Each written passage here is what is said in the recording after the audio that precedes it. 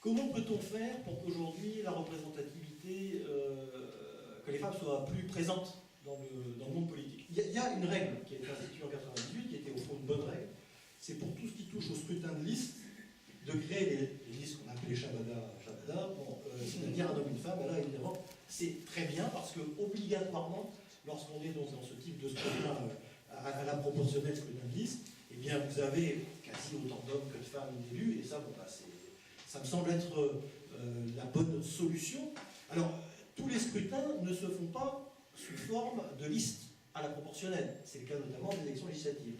Je sais qu'un certain nombre de parlementaires sont attachés au mode de scrutin actuel, qui a l'avantage de créer peut-être une proximité plus importante entre l'élu et la population.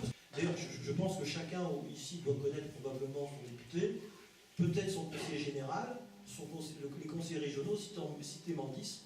Je pense que vous aurez beaucoup plus de mal à faire, c'est un scrutin qui semble un petit peu plus lointain. Donc, la proportionnelle, c'est bien parce qu'on est sûr de pouvoir instituer la parité, mais en même temps, il y a un petit peu ce phénomène qu'on est moins proche.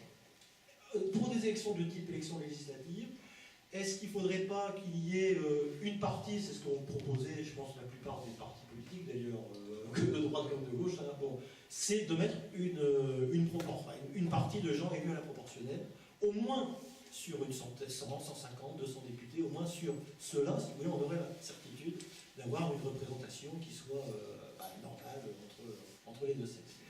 Il y a un autre point qui me semble important aussi, ça existe à la vérité, c'est que dans les exécutifs, on puisse avoir aussi une stricte une stricte parité entre les deux sexes. Accentuer la réduction du cumul des mandats, oui, ça me semble être effectivement une idée qui va dans le sens où si on peut avoir moins de mandats, évidemment, ils seront redistribués. S'ils sont redistribués, et de fait, il y aura probablement plus de femmes qui pourront y accéder. Je suis assez réservé sur le mandat unique. Je pense que pouvoir associer à un mandat, au moins le mandat d'élu local ou municipal, ça me semble intéressant. S'il y en a un qui doit être cumulé, ça doit être celui-ci. Parce qu'il permet véritablement d'avoir un véritable ancrage du terrain et puis d'être vraiment au contact de la population. Voilà.